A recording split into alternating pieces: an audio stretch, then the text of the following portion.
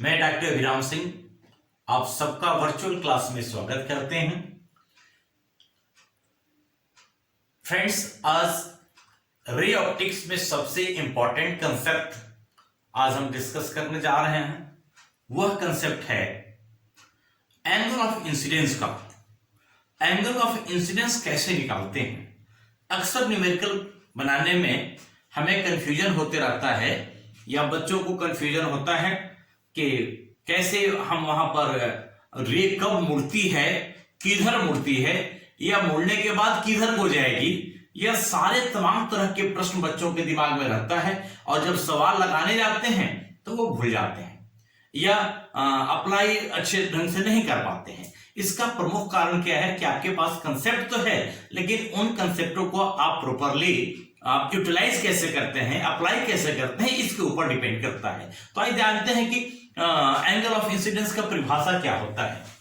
Angle of incidence ray optics में हमें चाहे मिरर का बनाना हो, चाहे लेंस का बनाना हो या स्लैब का बनाना हो, तीन ही चीज है, केवल तीन चीज इसमें है, ग्लास स्लैब, लेंस या मिरर। तो अगर सबसे पहले देखते हैं कि अगर इट इज प्लेन सरफेस है और प्लेन सरफेस में आपने एंगल ऑफ इंसिडेंस का क्या परिभाषा याद रखा है। एंगल ऑफ इंसिडेंस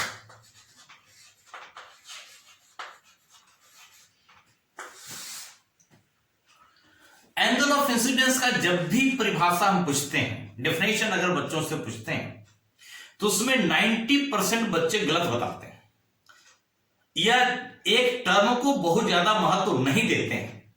जैसे मैक्सिमम लोग एंगल बताएंगे कि एंगल ऑफ इंसिडेंस क्या है, sir it is angle between incident ray and normal. क्या बच्चे आप इसको सही मान रहे हैं? अब देखिए, यह हमारा इंसिडेंट रे है और नॉर्मल तो यहां भी है, यहां भी है, यहां पर भी है, all normals are there.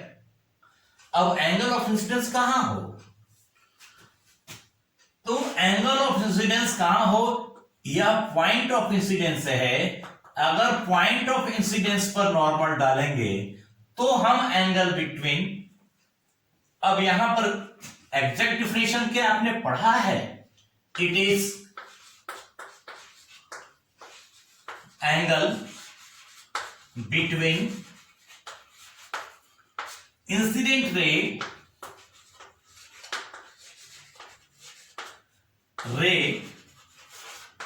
And normal. यहां तक तो आप सही रखते हैं, लेकिन नॉर्मल कहां? At a point of incidence आप भूल जाते हैं। पॉइंट ऑफ इंसिडेंस या पॉइंट ऑफ इंसिडेंस भी बहुत जरूरी है कंसेप्ट समझने के लिए। 90% बच्चे it is angle between incident ray and normal बताते हैं। कुछ बच्चे ध्यान देते हैं कि पॉइंट एक सतह पर इनफाइनाइट नॉर्मल हो सकते हैं एक प्लेन पर, लेकिन उसमें से भी कौन सा नॉर्मल जो कि एंगल ऑफ इंसिडेंस पर डाला गया है, वह नॉर्मल जो एंगल ऑफ इंसिडेंस पर डाला गया है। अब हमारे पास यह इंसिडेंट रे है और यह पॉइंट ऑफ इंसिडेंस है। इस पॉइंट ऑफ इंसिडेंस पर जो नॉर्मल डाला गया है, it is called angle of incidence. ऐसा नहीं कि मैं नया बता रहा हूं, आप जानते हैं। अब इसी के केस में अगर स्फेरिकल मिरर होता है तो कैसे निकालते हैं? स्फेरिकल मिरर के केस में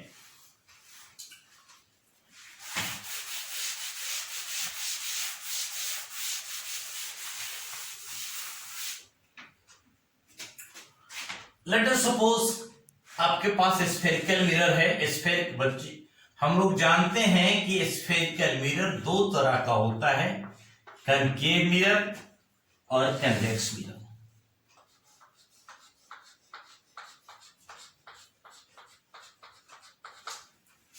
it is concave, it is convex. It is principal axis और सपोज यहां पर it is incident ray. It is incident ray, या इसे कहते हैं pole of the mirror, pole, principal axis,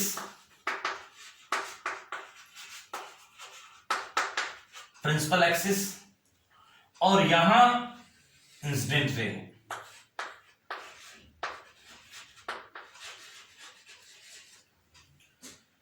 अब आपको कोई कहते कि एंगल ऑफ इंसिडेंस बना के दिखाइए। एंगल ऑफ इंसिडेंस बनाने में अब यहां पर अधिकांश बच्चों को समझ में आता है कि अरे एंगल ऑफ इंसिडेंस ऐसे आ रहा है। कुछ बच्चों से अगर पूछते हैं तो कुछ ऐसे यहां पर एंगल ऑफ इंसिडेंस जीरो भी बताते हैं, लेकिन क्या है, क्या सोचिए क्या करना होगा। तो करना होगा कि पहले हमें खोजना होगा पॉइंट ऑफ इंसिडेंस, कि इंसिडेंट रे किस पॉइंट पर आके इंसिडेंट हो रहा है। तो देखिए पहले कनकेव मिरर में डिस्कस करते हैं। कनकेव मिरर के केस में it is the point where incident ray are incident, has this point is called point of incidence. अब इस पॉइंट ऑफ इंसिडेंस में नॉर्मल डालना है। सभी लोग आप पढ़ चुके हैं कि यदि किसी स्फेरिकल सतह से सेंटर को ज्वाइन करने वाला लाइन नॉर्मल होता है, तो मान लिया जाए कि अगर यहां पर कोई स्फेरिकल सतह है और यहां सेंटर है, तो इस सेंटर से प्रत्येक ज्वाइन करने वाला यह लाइन नॉर्मल होता है।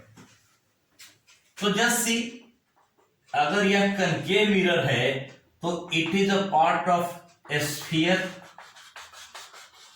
It is a part of A sphere जिसका सेंटर यहां पर होगा। अब सेंटर से अगर इसको ज्वाइन कर दें तो इट इज सी से पॉइंट ऑफ इंसिडेंस अगर हमारा बी है, ए बी, ए से बी इंसिडेंट रे, सी से B normal at the point of incidence. अब ए बी और सी बी के बीच बनने वाला एंगल हमारा इंसिडेंट एंगल होगा। I is incident angle is here।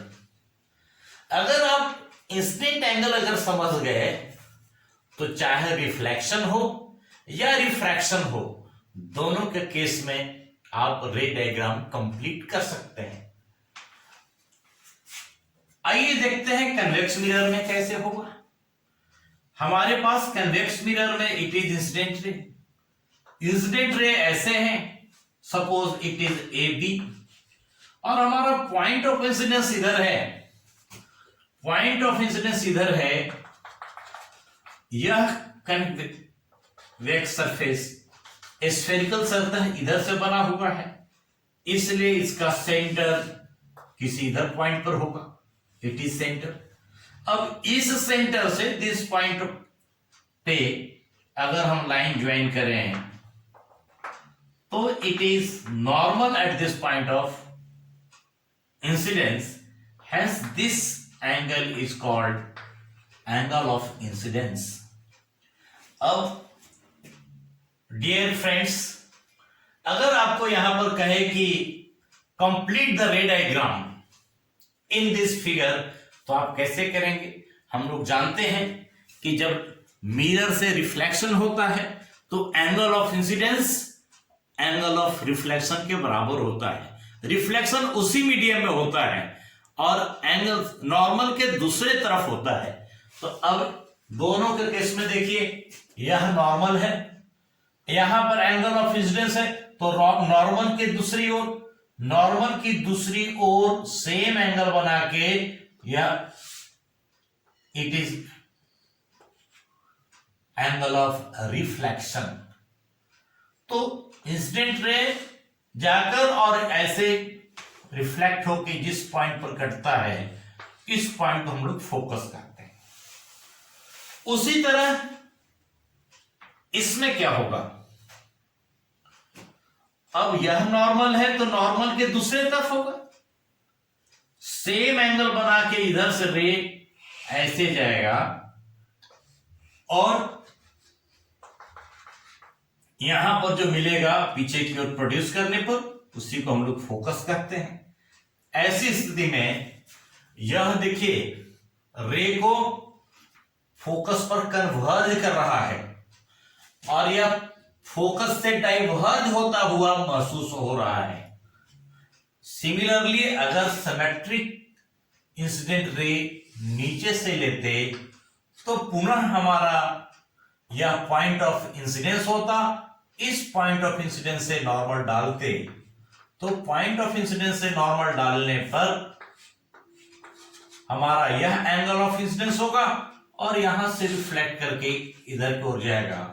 तो इस पॉइंट पर कहते हैं, तो यहां पर incident ray after reflection converges at a point, that's why this mirror is called converging mirror. Concave mirror को कन्वर्जिंग मिरर भी हम लोग कहते हैं।